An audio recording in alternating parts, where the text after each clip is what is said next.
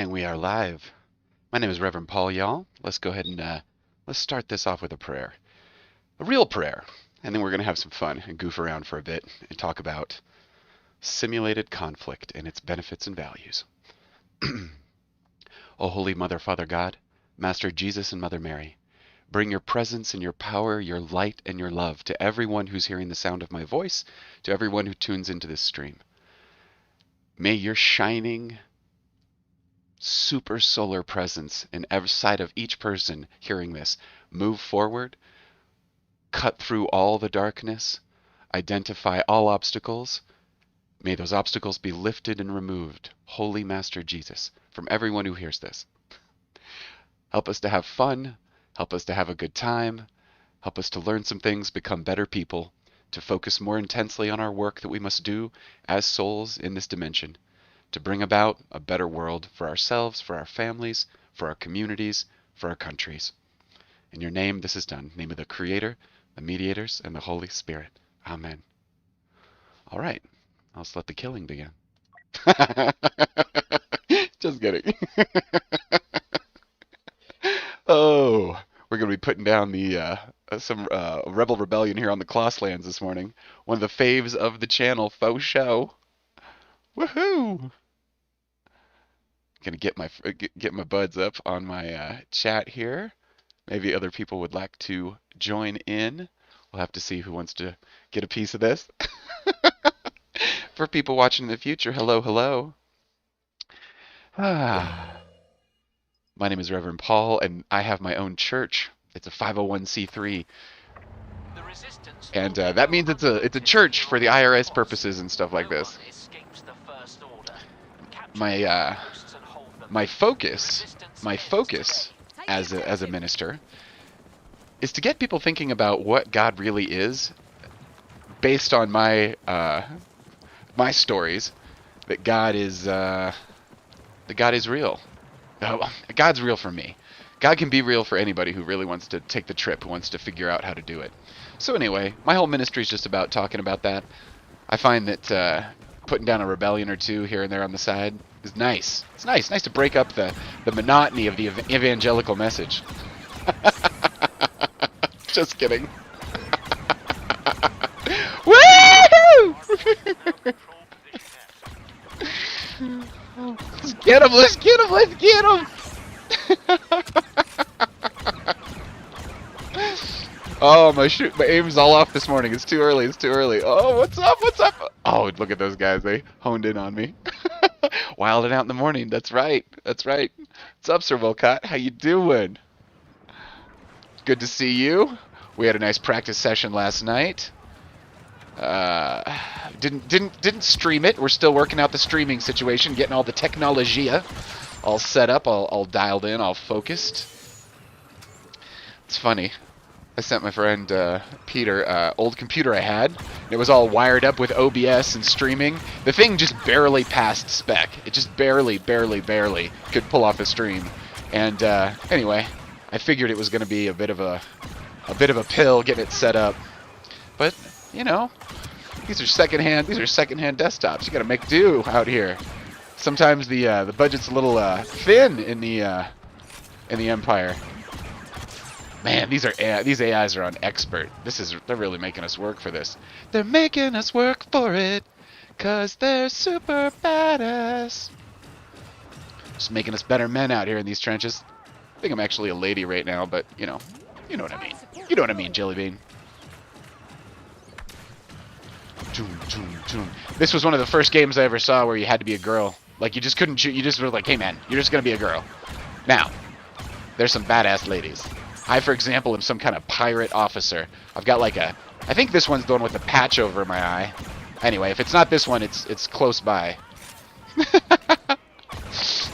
Looks like someone just gnawed off the leg of the, of their man, and they're trying to figure out what to do next. Anyway, looks like a real killer, real badass. All right. What's up? What's up? For the rebellion! Oops, wrong side. Wrong side. Sorry, guys. Sorry, guys. Little reincarnational PTSD there. We're always switching sides, trying to figure out what's up and who's who. Maybe it's time to get a better gun. Nah. Let's see how long I can play the opener. How long I can play the opener.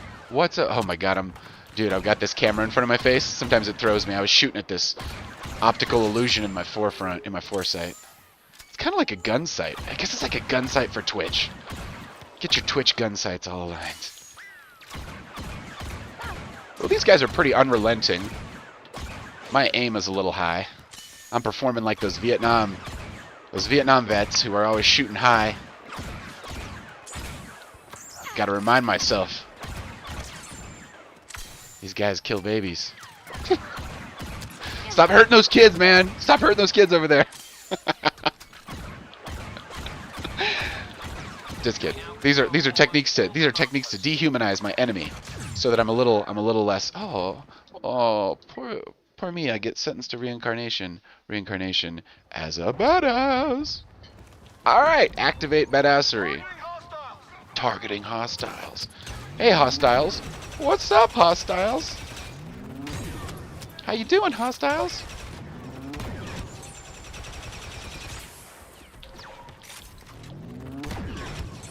These expert level AIs, like, they can shoot. They can shoot. They're no joke. They're not even. They're doing great. Scanning soldier. Dude, I'm not even getting challenged up here. They're on the other side. They're on the other side of this thing. We're just chilling like villains? Chilling like villains? I can direct humans. Who should we go get? What should we go do? Hey guys, what about, you know what you do? You sick them on the one we don't own. 55-0. They might need one more dude on their side. Dude or dudette. Assessing targets! You know what? They're going for C. They're capturing Crash. Let's do it. Let's just go. Figuring out.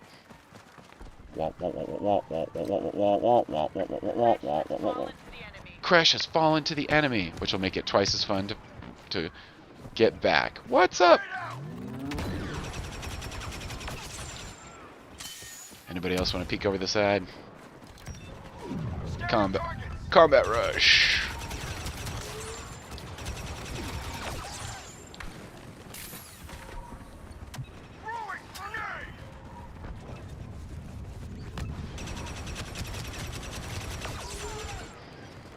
Alright. Love the smell of napalm in the morning, man. Targeting the enemy. I bet I can get some valley kills here. Come on. Run into the valley. I dare ya. I double toucan dare ya.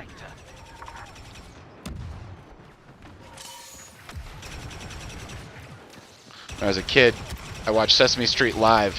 Not recordings, not YouTube. And that stuff was brought to you by the letter 2 and the, you know, the letter 2 and the number Y. See, it worked out really well. That educational television got me where I am today. See, it's contested, which means it's fun. It's fun when it's contested. Oh, look at all the people.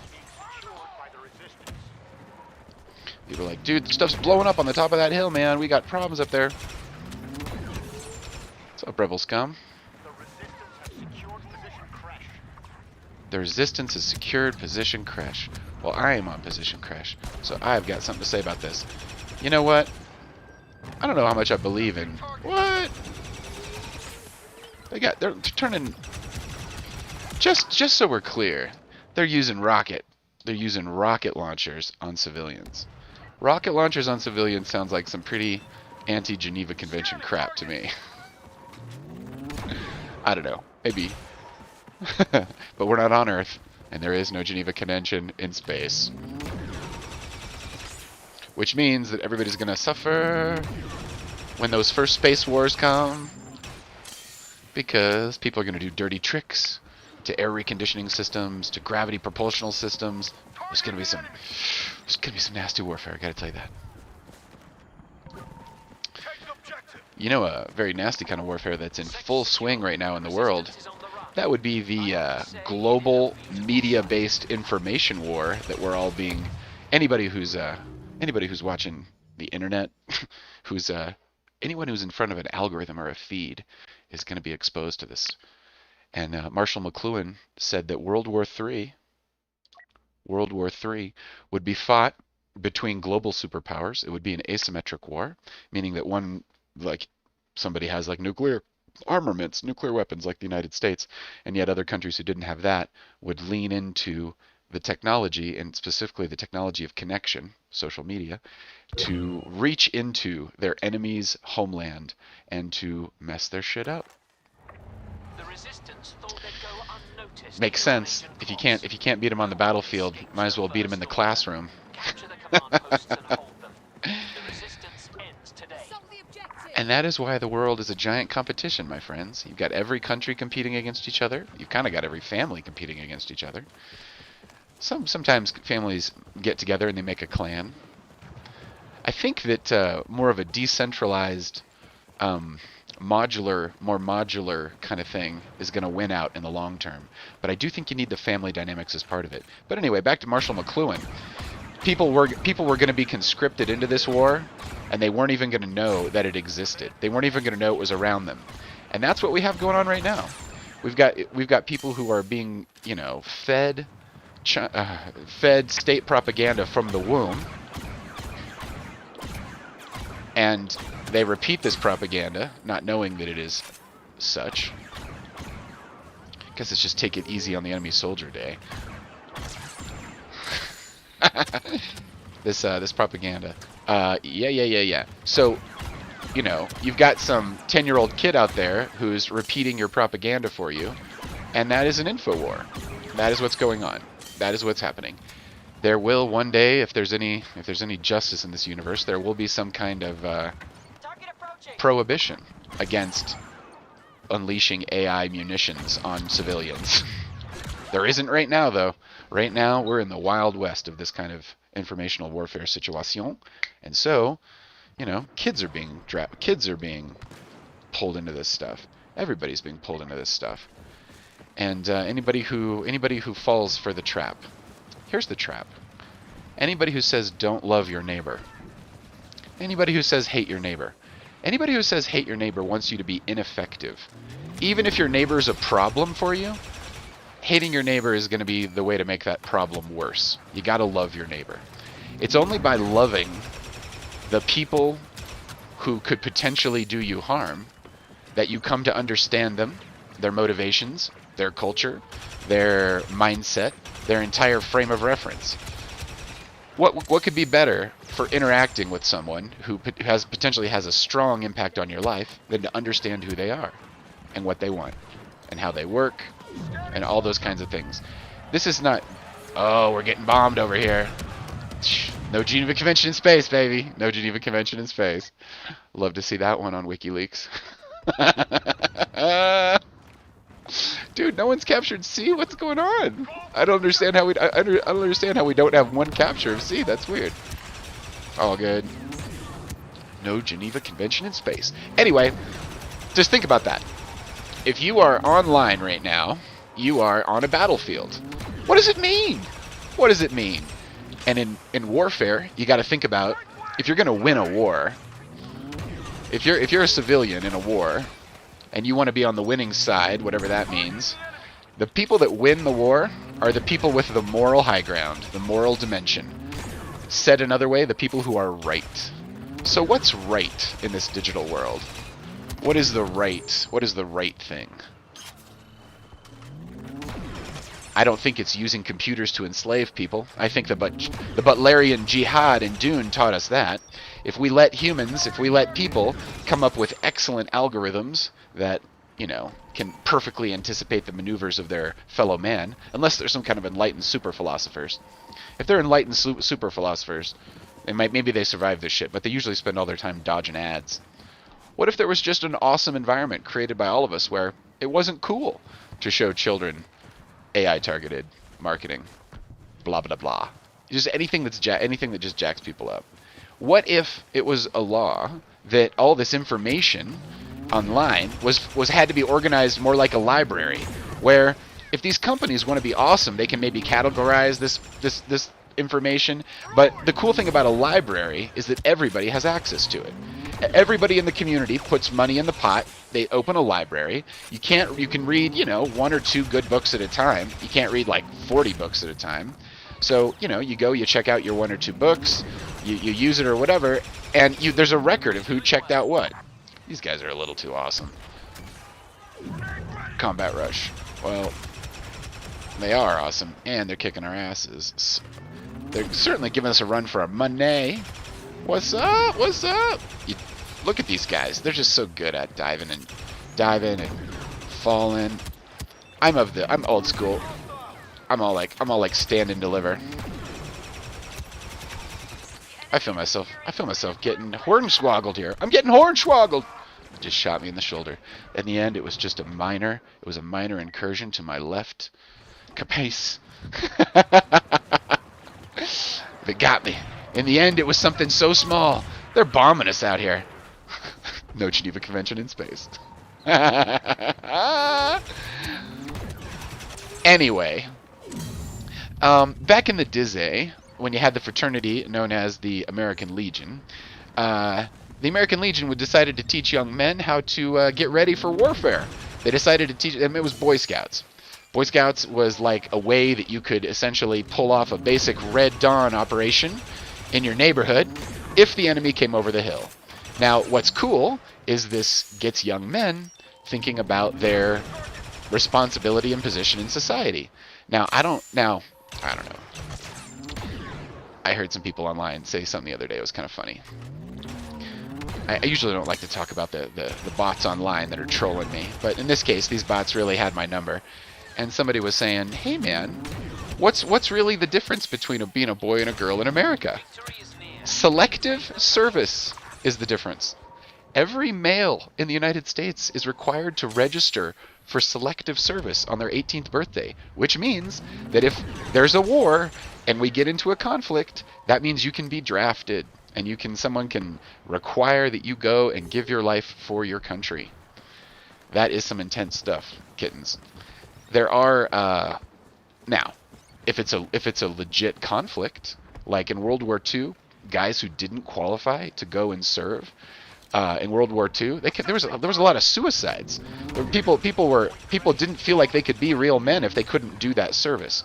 It's really not until you get to Vietnam that Vietnam is kind of like the blip in American military history, where it's like all of a sudden you've got people spitting on soldiers when they come back, and it's not cool to have potentially sacrificed your life for something your country did. And that's because the United States lost the moral high ground in Vietnam by not having a real legit reason to be there, and by lying for 5 presidents in a row lied about the war in Vietnam and about how it was going. 5 of them. That's a lot. You know what? This mode is keeping me on my toes, but it's also taking up the time. Gotta focus on putting down the rebellion, not on my Vietnam critiques. So, yeah, we lost the moral high ground in Vietnam, which is why no matter how many bombs you drop, or no matter how many bullets you embed into your enemy. Oh, this is my eye patch wearing lady. Do this. You lose, and you lose because you fought without honor. In the sense of your tactics and your strategies. And I'm talking a la like napalm and the asymmetric nature of the warfare in Vietnam, like aerial bombardments on villages. Also the fact that you were fighting peasants. This all adds up, right? It would be really cool to find someone who really knows how to 4th generation warfare out the Vietnam War.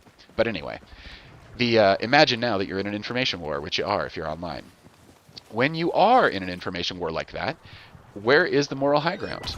Where is how do you behave in such a way that is honorable? And that is love your neighbor. Love your neighbor is honorable. I once had a military commander who was I guess more of a naval commander who I really respect.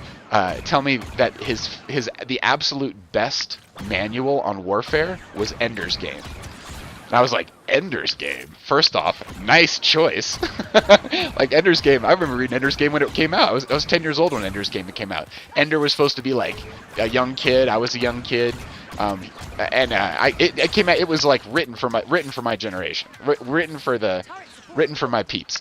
And if you guys haven't read the book of Ender's Game, look at this, letting this robot out here doing God's work for me. Anyway, Ender's Game is about a kid. I'm going to spoiler the hell out of Ender's Game here for you. Ender's Game is about a kid who the government recruits, and they put them into a war. They put him into a war simulation, exactly like the war simulation. Not exactly. It's like the war simulation that I'm playing here. Now, spoiler alert, and I think I will spoiler this for you. Ender is actually commanding real guns. Like when Ender thinks he's goofing around. Ender thinks he's just like a goofing around and like, you know, playing with his friends. While he's doing that, what he's really doing is moving real ships towards real enemies, and he is acting in this just this insanely cruel way because he doesn't take into consideration the moral dimension. So what the military did is they took a child and they used children to command these squadrons of real soldiers that were in space fighting these, you know, flying these real craft. And because these kids could be they were completely morally divorced from the outcome, meaning they weren't killing real living things, they were killing pixels on a screen. And because they were isolated like that, they were cruel and they were intense, and the humans won the war. And what he was kind of saying was, this is how humans are. Humans will win. Humans will win. Humans will find a way to win. We have been in conflict with groups of each other forever. We've been in conflict with countries since there's been countries. You know, it's just always the case with people. Humans want to compete for these resources. We compete for these resources. We've got some kind of thing in our DNA that says, hey man, there's a limited number of these resources out here, and you got to compete with the people around you. Now, in an age of abundance, this is not true. So our technologia, is giving us the ability to feed every single human on the planet. But as Buckminster Fuller calculated in the 1950s, come on, monkey junk, woo, let's do it. As Buckminster Fuller calculated in the 1950s, there is enough food. What there isn't enough is generosity to share that food. If you had perfect generosity, everybody would eat, everybody would have enough, but people hoard. And so you're talking about you've got a world that has enough stuff in it. Oh, look at him shooting my ass really nicely. And oh, what's up, monkey junk? What's up? Are we fighting? We're fighting. Let's fight. Woo! And you die. You die by my awesome female hands. Tell that to your reincarnated self. Plus, that guy looked like a troglodyte. That guy was, like, super ugly. Like, not even awesome. Dude, I've got some people watching me. Hey, humans out there in the world. I'm loving that death. I love that death. The reason I love that death is because I get a good reincarnation. Okay, so we're losing the game now because we've only got 2 of these suckers out there. I can't believe it. This is the highest number of humans I've ever had watching me. I think it has to do with the multi-channel approach. I'm out there on like 9 different channels, so I've got like a bunch of people tuning in. Anyway, it is nice to have people listening in live. And also, anyway, let me get back to my point. My point is this. In that Ender's Game scenario, the military grokked that they were going to die as a species unless they turn these kids into these soldiers. Child soldiers. It's ugly, it was nasty, but it won the war. And it betrayed this very just fundamental thing that humans have in them at a fundamental level, a level you don't have to teach them, competition. So don't trust anyone who tells you don't compete. Don't trust that. You are designed to compete. Now, how should you compete? Constructively, productively. You should compete in a way that I'm channeling my own inner Jordan Peterson here, in a way that doesn't reduce resources for your tribe. So if you can compete in a way where you're not actually taking a person off the table, that means that you get better at warfare, you get better at competition, and that works. That comes in handy when you get into a real competition. So, you know, when football, for example, is being set up, it's being set up as a war simulation. It is a simulated tribal warfare. We're team red, they're team blue. We're team green, they're team yellow. And we're going to go get these people. and it's deep. It's in our bones, and we can rile that up and get it excited. That's why people like sports. They like that sublimated our team versus their team, because at a very deep level you realize if your team is taking resources from another set of chimpanzees, primates, whatever you want to call us, then if you're doing it. Look at this guy. What's up? He wants to charge my ass. See, that guy's slow to be easy to school. Easy to school with the fists is what I'm noticing. I beat that guy with a girl just a minute ago. really, really highly trained girl, I guess. So anywho, boom, boom. What is the competition is necessary. It's necessary to improve yourself. It's necessary to improve your group. And if it's done well and in a cooperative manner within a group of people, it can be the kind of thing that increases the health of the tribe. And health of the tribe is something we intuitively understand. So we've got people from faraway groups who can reach out and touch you on the internet, and they are undermining your desire to compete. They are undermining your desire to win, your desire to kick ass and take names, kittens. Why? Why do they want to do that? They want to do that because they don't like the competition.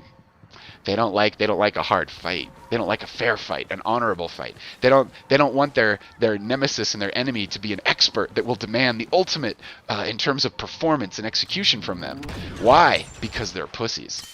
That's why. The honorable thing to do in an information war is to love your enemy. Love your enemy. Realize that they're a part of a group and that they're competing, and that one of the ways that you can help them to become better is to compete strongly, not unfairly, strongly, in a cooperative way, in a maximally cooperative way.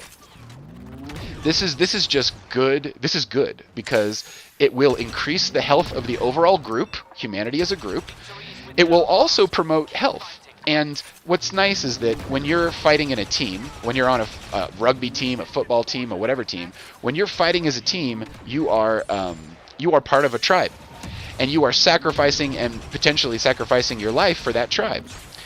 Now, this feels good. It feels good to be plugged into a group like this. It feels good to be plugged into a tribe like this. There's a whole bunch of thing about, what kind of tribe are you joining? Oh, look at this. They're getting set up on us. Oh, they set up on us. By us, I mean me. Oh,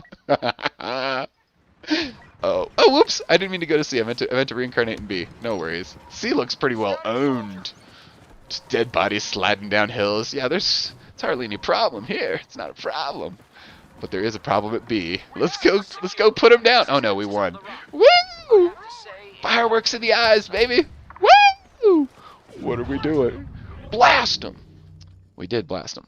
So anyway, what I'm trying to say is that a friendly, good competition is awesome. I think it's important that when you're playing a game, you follow the rules of the game. I guess we're just going to play that one again because it's super fun. Agent class is so much fun. Yeah. Honor in competition. What you want is an increase of honor all over the place, because if you get a real good, honorable competition, and you're not dying in every competitive interaction, you're improving your fitness. Oh, I gotta get rid of this. I keep forgetting to switch off my. I set up that gun, that turret gun, last night when I was playing with Sir Wilcott. I need to put back on my shield. My shield is better for this situation. All good in the hood. See, I'm just fighting with serial numbers. I love these guys, but they're a dime a dozen.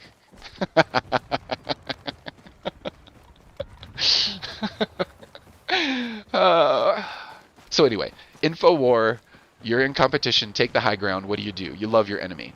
Loving your enemy means that you know them, that you know them and you get to know them. Also, there's this misunderstanding about warfare right now that somehow the only kind of warfare is the warfare where you destroy everything.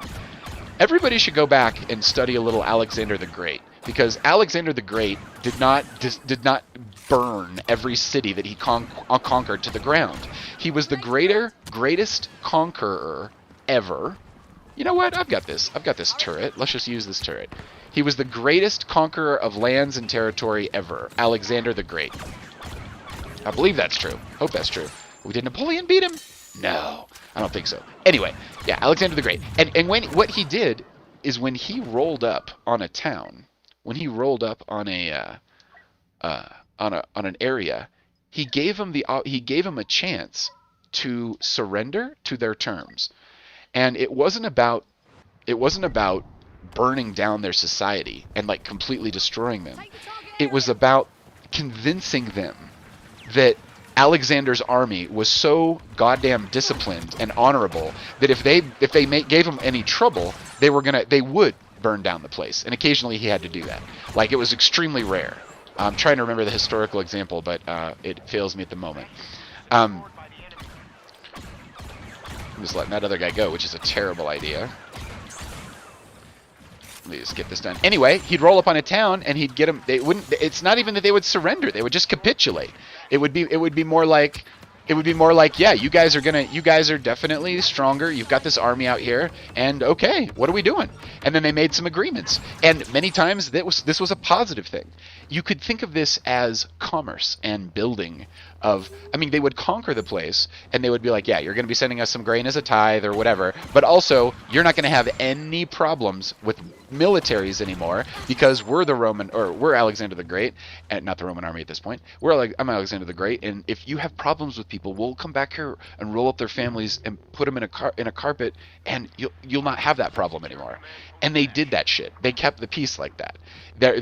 These political alliances allowed the human race to grow and to develop and to flourish. So this is an example of warfare curtailing violence. Like, because you had trained, honorable, soldiers who were willing to fight to the death for Athens and for Greece, and for all these places that they came from. Oh man, Alexander the Great. What was his alma mater from the Greek state perspective? Oh, it's sad that I don't remember this. This is why I need to play with other people. If I had like 2 or 3 more brains on here, I think we could pull that information right out of the psychic internet. The psychic internet that connects all humans. Man, this is taking a little strategia here. God, I don't like that there's so many of them. Also, it's insanely fun.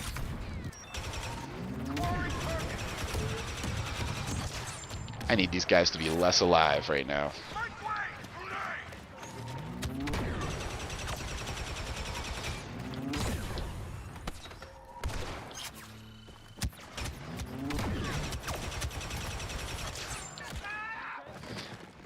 All good in the head.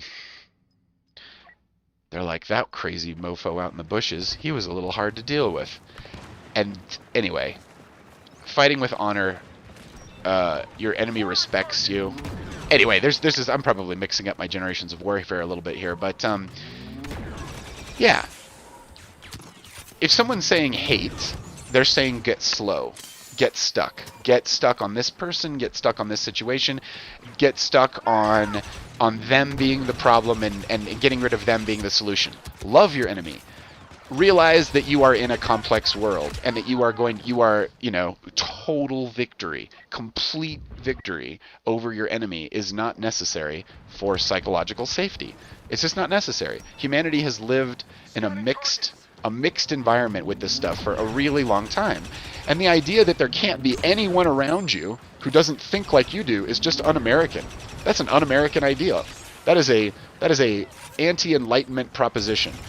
If the Enlightenment is all about people sharing ideas, scientific method, the printing press, and getting those ideas out there, and out there in the world, if that's what it's about, then you gotta tolerate people looking at things differently than you, even when you're 100% right about what's going on.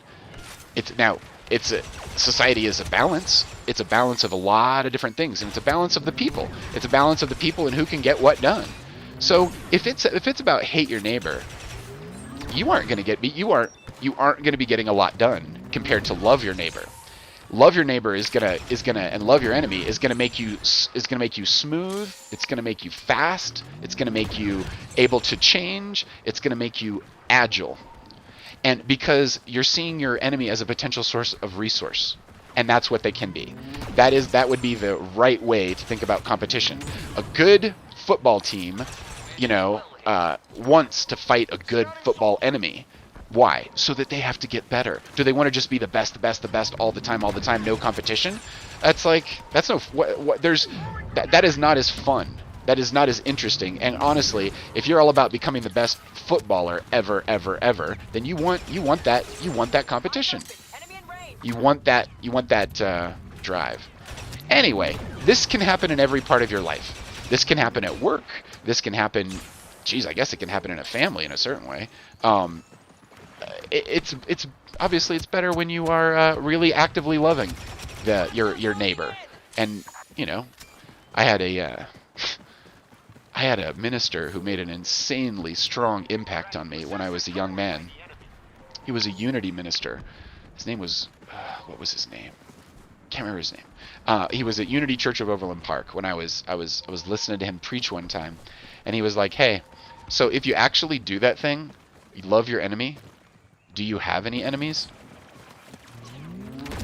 Because if you are actively loving a person, keep your friends close, your enemies closer. If you are actively loving the person who you are in competition with, and trying to figure out what's the resource share situation, not the resource, complete world domination, you're in a position to be a lot happier, because it's really difficult to win the moral dimension of any conflict when you're not when you're like scorched earth.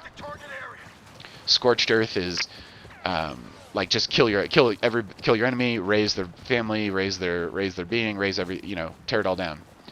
It'd be very interesting to think about this in regards to the conflict on the Mongols, and just the forming of the Chinese situation, the Chinese part of the world. I wonder how that fits in, because they raise the fuck out of shit. Anyway, they also did not have the Enlightenment. They also didn't have technology and scientific method, and they didn't have the kind of society that we have. And I think that if you roll it back to just that, I think what you're going to get is a loss of the good shit. This is ridiculous. Why am I behind my enemy so well? That isn't even fair.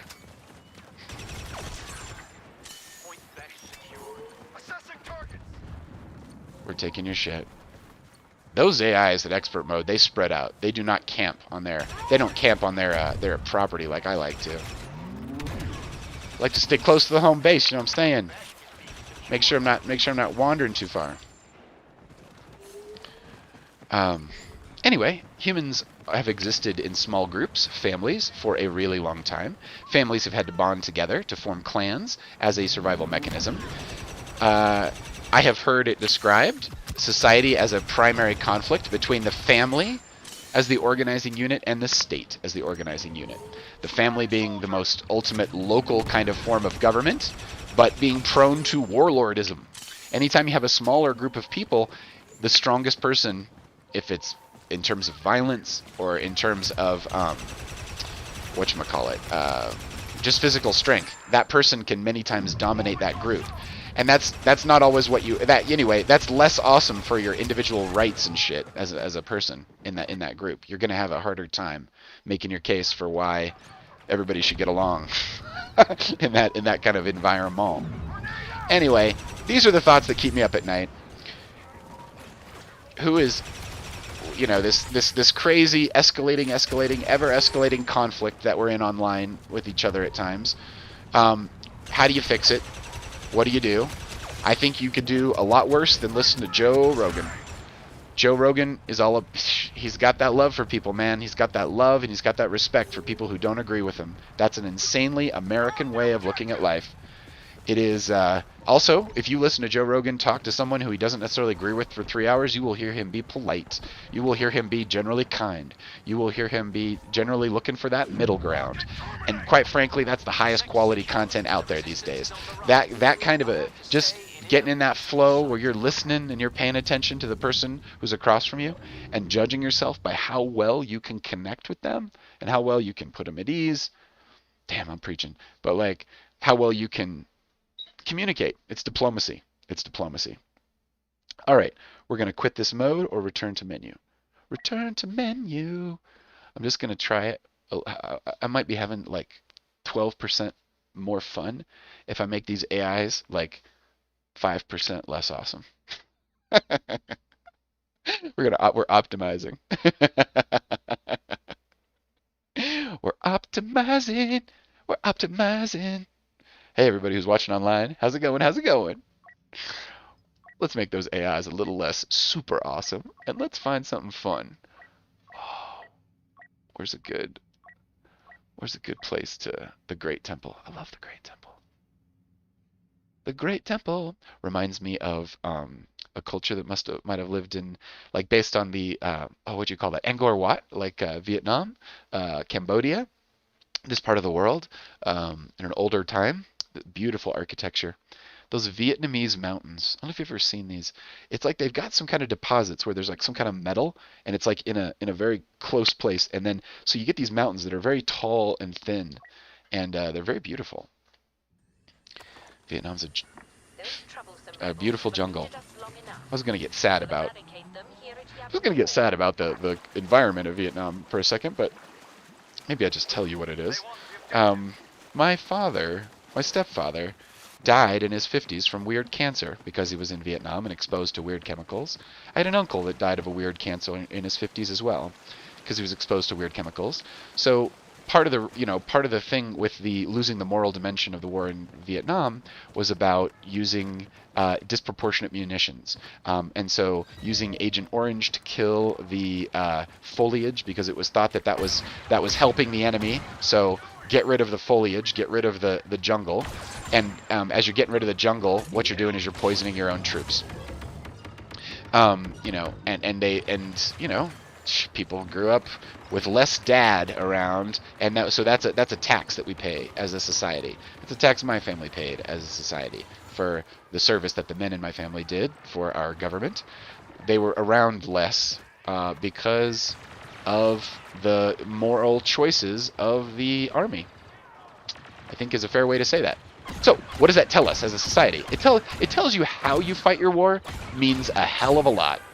And it's not just about living and dying. It's about did you cause more problems with your solution to your problem, or did you get those? Did you balance it right? Did you figure out where the right sacrifices were? I mean, I believe in karma. I believe that I receive everything that I deserve, and then some. I think the government. I feel like the government. I feel like God. That's a crazy Freudian slip. God puts a little sugar on the karma. We can pray for each other. If I pray for my fellow man or my fellow lady or another lady, or I'm not even sure the right way to say that in proper English.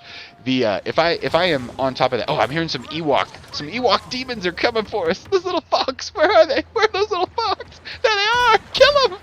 Ah! Fuzz bucket, take that, fuzz bucket. Anyway, that was awesome. I can't remember what I was saying. Who gives a shit? What I'm saying is that we are constantly sold that this war, this conflict, this thing is going to be a way to solve our problems.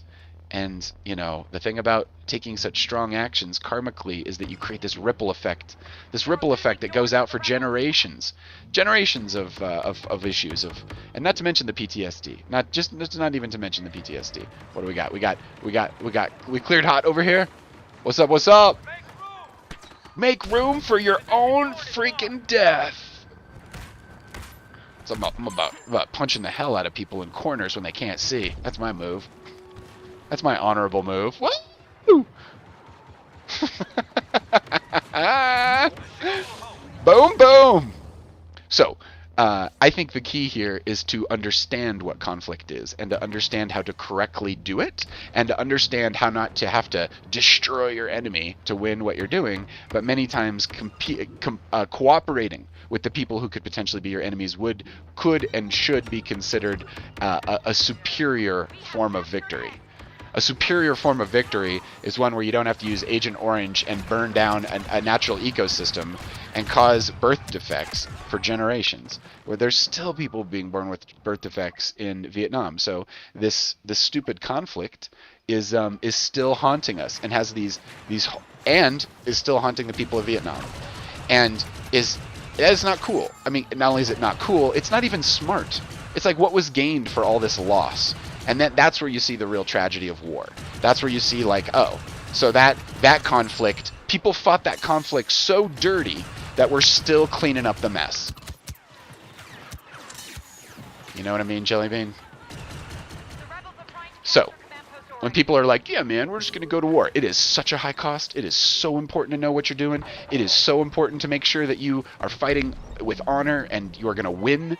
Actually win the fucking conflict. It's not cool to go to war and not absolutely be victorious through lack of discipline of honor. I know I'm saying some big words here. Basically, I could see the next 20 years of my life like trying to live up to what I'm speaking about here. But like, okay, sure, sounds good. Love your enemy.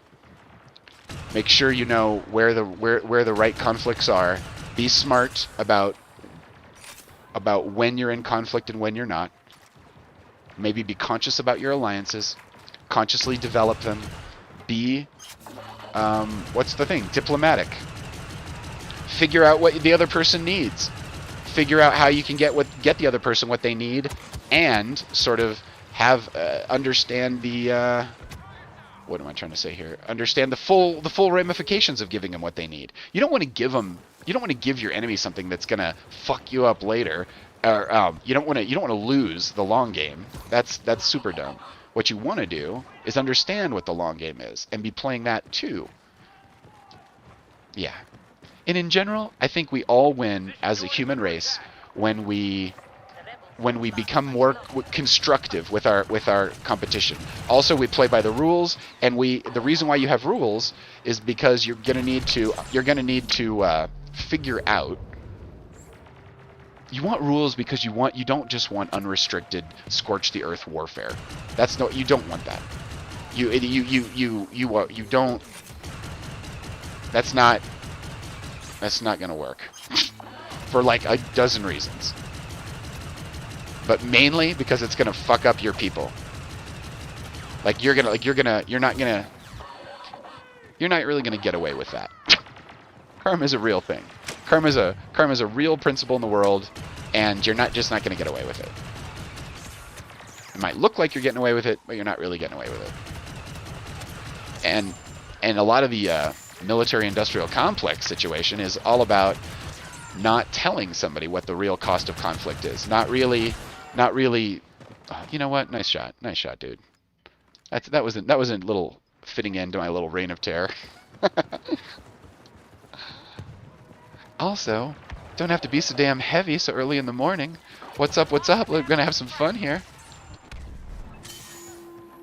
I probably have to find some other thinkers who are aligned with what I'm. Oh, killing the indigenous in the face, no less. I wonder if I could take that Ewok as a pelt. Can I make a hat out of that Ewok? Is that allowable under the Geneva Convention of Ewok warfare? See, so rather than people getting horrified at someone saying something like that, which is fucking horrible, let's have fun. Let's make it a game to figure out what the best cooperative rule play is or could be. I mean, look at what I'm in right now. I am in this world I'm in is a harmony of rules. It's a harmony of algorithms. This is how the light works. This is how the sound works. This is how this gun works. This is how that character works. This is like this is an optimization engine for following a rule set, you know? Playing fair. Oh, this person's underground. It's like the tunnels in Vietnam. Shut your front door.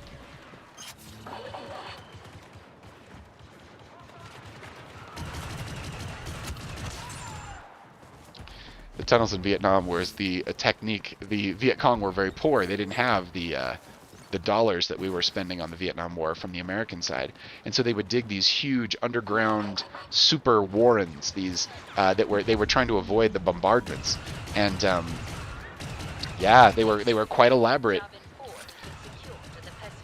and I would imagine insanely scary. It would be nothing more freaky than an enemy that could jump out of the ground at any time. Also, what a perfect metaphor. Living on the ground. Living in the ground. An example of an indigenous war. Okay, let's have some fun. That was fun. Yavin for the Great Temple. Was I even in the Great Temple? I guess there is a temple part that I can get involved in, but I was on the outskirts of it.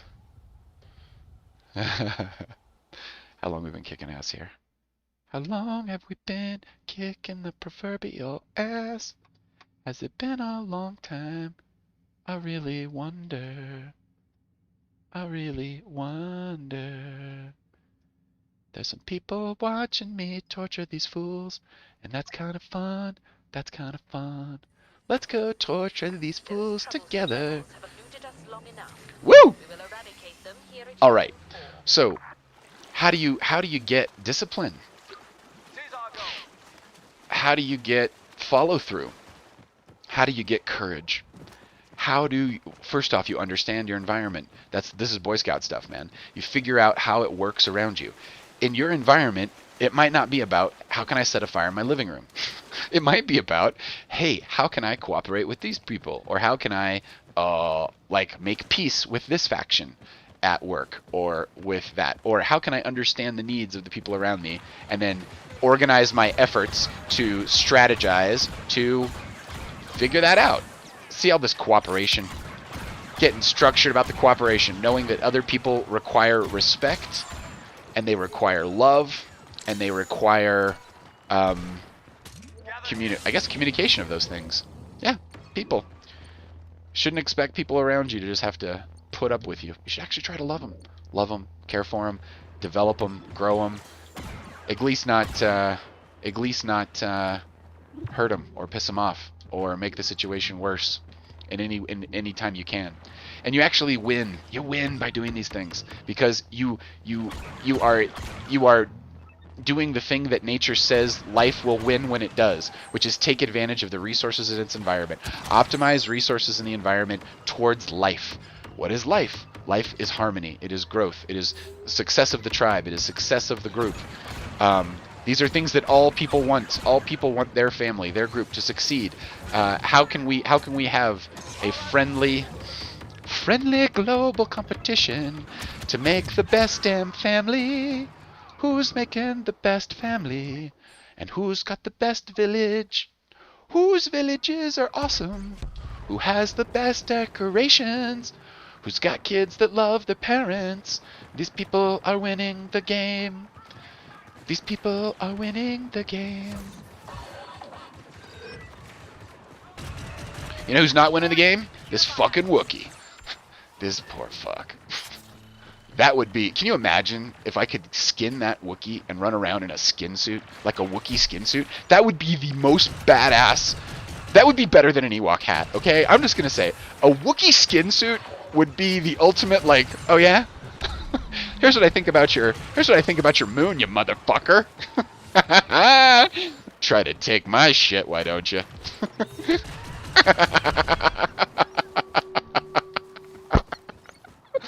Woo! What's up, what's up? Oh my gosh, I love this level of AI. They just stand there and let you punch them in the face. It's kind of fun. It's kind of fun. We will soon command the entire sector. We will soon command the entire sector, right up until the point where Paul increases the intelligence of the enemy. Which, okay, I'm loving this, but it's getting a little dull. It's getting a little dull. However, so you gotta tweak those rules. Gotta turn up that heat. Gotta loop that loop, baby. Gotta make it more fun. Gotta make a greater challenge. Increase the slider. Increase the slider. Increase the slider. Can I talk for a second about getting old? I'm in my 40s. I'm an old man. I'm an old man. I'm an old man in my view of things. I've seen when you. I think it's just a function of how much life you've seen. I don't know. Maybe there's a biological level to it. Maybe they could give me some kind of super drug, and I would be like, "Oh my God, I'm 20 for life. I'm going to always grow. I'm going to always grow." But maybe, yeah, it's probably something related to the body too. But there is a natural tendency to want to stop pushing that slider higher. You ever seen the movies about like a teacher who goes into like an inner city school, and then they start teaching, and it like, all their old techniques and all their old tricks doesn't work, and so they have to like, really figure out the kids, love your enemy, pull an Ender's Game on your enemy, and the students are my enemy. Oh, or they're my, if I can figure out a way to love them, I can figure out what they value, and I can figure out how to teach them in a way that like makes sense, right? This is not a dissimilar story. It's always growth. It's always growth for the teacher, right? The teacher grows by opening up to that. Boom! Just blowing up the underbrush around here. What's up? What's up? The teacher grows. Sometimes the teacher dies. I would imagine that I got a chance to, in a way, I was a technology helper and a technology coach for a couple hundred teachers. And I got a chance to meet a lot of cool teachers, and I got a chance to meet teachers at lots and lots and lots of different levels of teaching. And the ones that were growing with their students the most, the ones that were not making it a confrontation with an enemy, but the ones that were making it a love thy neighbor, love your enemy kind of situation, those guys were having the most fun. They were older people that could have been tempted to just assume they knew everything, and that they were the experts and everybody else just needed to listen to them. No reason to relate to the next generation, etc., etc. The ones who got the closest and listened the most had the most fun, and they got the most change, and they were the most successful. I saw teachers failing all over the place because they were doing the same thing the politicians want to do. When a politician gerrymanders a district, they are choosing their voters. They are saying, I don't want to work so hard to go out there and figure out what these people want and then give it to them. I don't want to work hard, so I want to gerrymander. I want to tilt the game so that I don't have to work very hard on this stuff. The teachers that were taking that kind of approach that I worked with were failing. Personally, they were miserable. They were always angry. They were always like, "Oh, these kids, whatever, don't get them." That's a perennial issue when there's cultural change.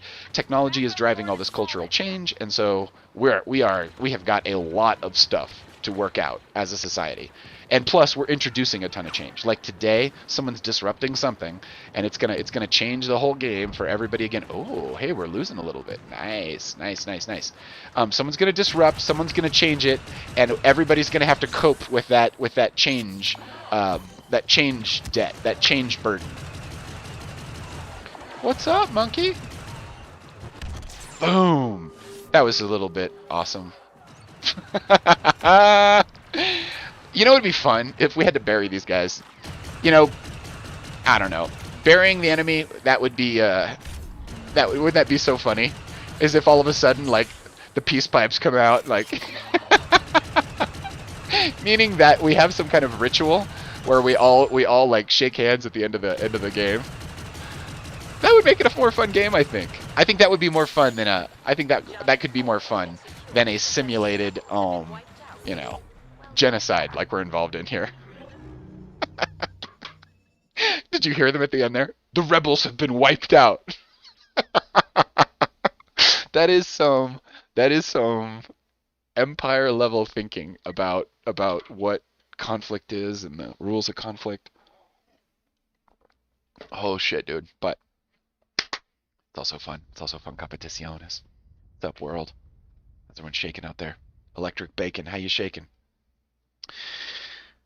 If you type in things on any service that you are talking to me through, I think I'm on like 9 services right now, all those messages whoosh, get drawn back to the mothership. I think broadcasting at 6:30 in the morning on a Saturday might be a recipe to miss the kids, as they might say. This is my old man and me talking. I'm like, no. Early bird gets the worm. Let's go kill some rebels. First thing. I'm going pro. I'm going pro with the rebel killing. But anyway, how do you translate some of this kind of shit we're talking about into your real life? Well, I was laying out some of the social dimensions of that, right? Understanding your environment. In an OODA loop perspective, that's the orient. You need to orient, observe. You observe first, and then you orient, meaning you figure out what your orientation towards this is. And what, regularly everything can change. You hear someone talking in the break room at work, and they are talking about something that's important to them. You can update your map of the environment that you are in. You can take note of that for the purposes of building alliances, for the purposes of understanding challenges, for the purposes of understanding the communication techniques and strategies of other people. But do you see how active that is, though? Do you see it's like do. It's like get active. That's the key. Get active, stay active. It's all about, not falling asleep on the job. Okay, so if you are active and you are engaged like that, and you are moving forward, you will you become a player. You become a player in the space. You become an influence in the space. So many people talk about meaning, and they want to make an impact, and they want to do this and that. Just do it with the people around you. And at some point, you're going to need a system. You're going to need some kind of strategy for collecting this information, all this intelligence, I should say, and putting it all together and figuring out what it is you're going to do about all of this. This is also fun to do with friends. So you don't have to do this by yourself. You can bring in someone else who is similarly aligned with you in that space, like a friend. Like this is why we all find friends in like grade school and stuff like that, like a best friend or whatever. It's someone who can kind of you strategize, and you go out on recess and you talk about how you're going to figure what this means, and you're basically trying to make sense of your environment with the help of another person. This forms the basis of a very simple type of community. Now you've got 2 people. That's a start. You get 3 people, and you've got a little gang going. You got a little tribe. You got a little group. 4 or 5 more, and you start to get to the point where people will want to join you, not because of the contribution that they can make, but because of the resources that they can draw down from the group. So when you get this free rider problem with groups as they get bigger, and the way that you can sort of sort your way through that problem is to have it's like accountability, right? Like everybody has got to like pull their weight. Everybody has got to contribute to the group environment. Has got to become a positive. You got to be evaluated for your contribution. You've got to be evaluated for your contribution, and you've got to go through a process where the team says, you know what? We value that person because they did this for us, and that made us successful here. You have to do this because you essentially need to police for the free rider problem in a group. All right. You guys are fucking with the exact wrong people in this situation.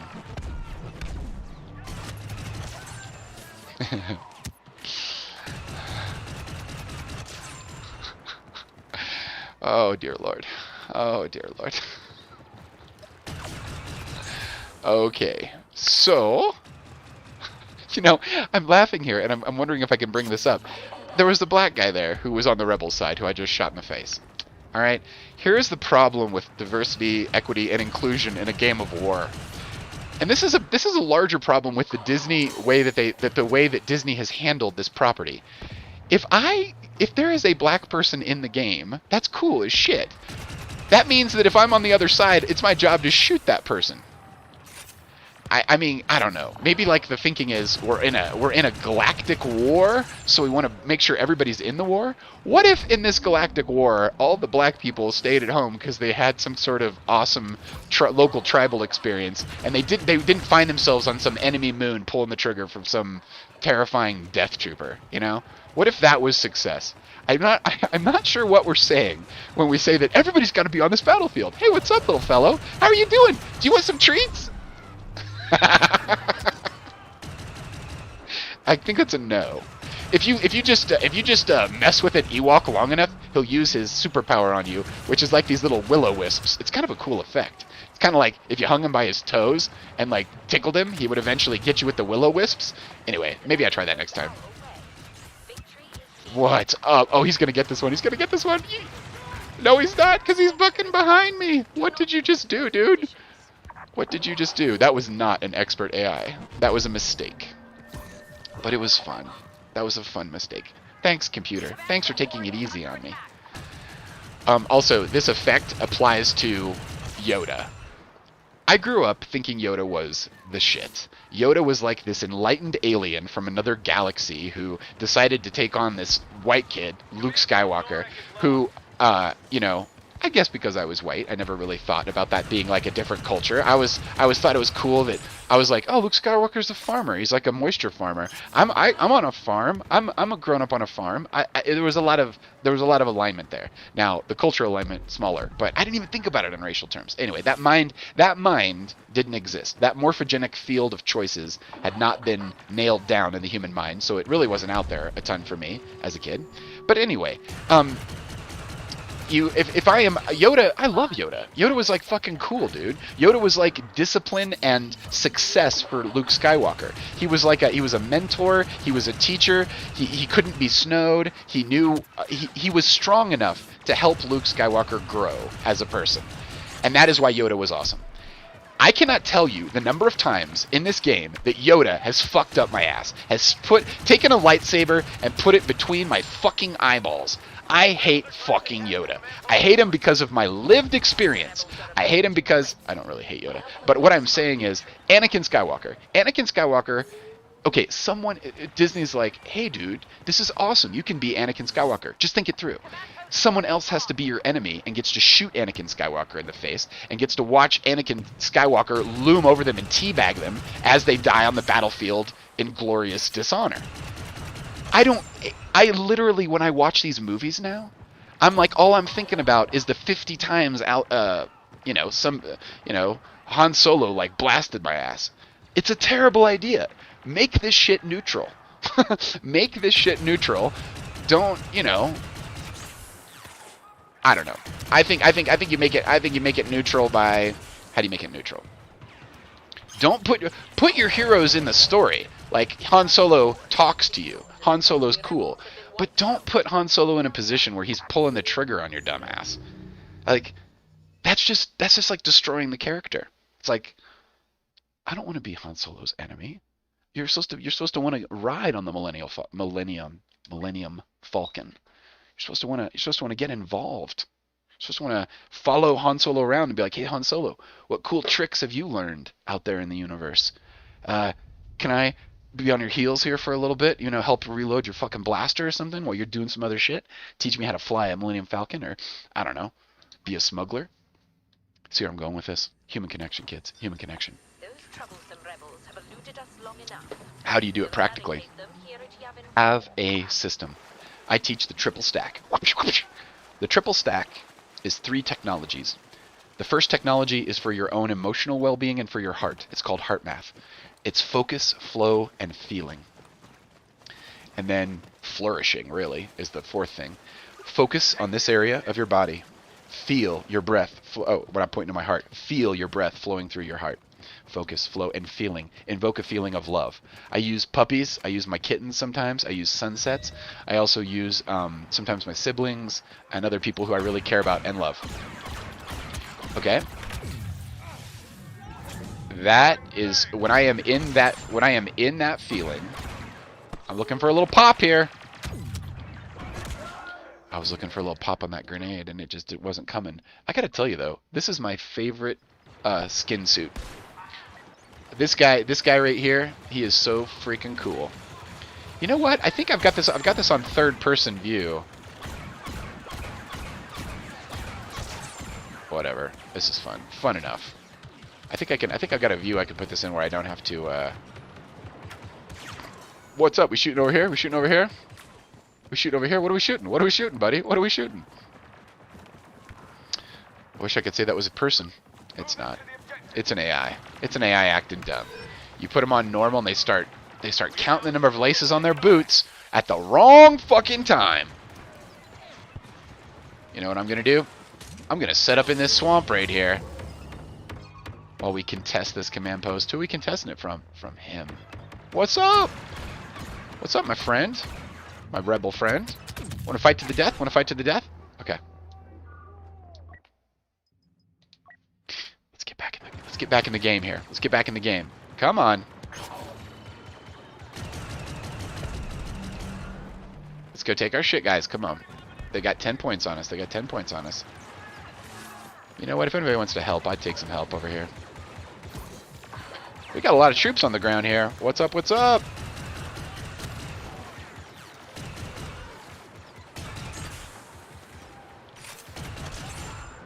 Okay, so that's the first stack. Heart math. Focus, flow, and feeling. Focus on the love.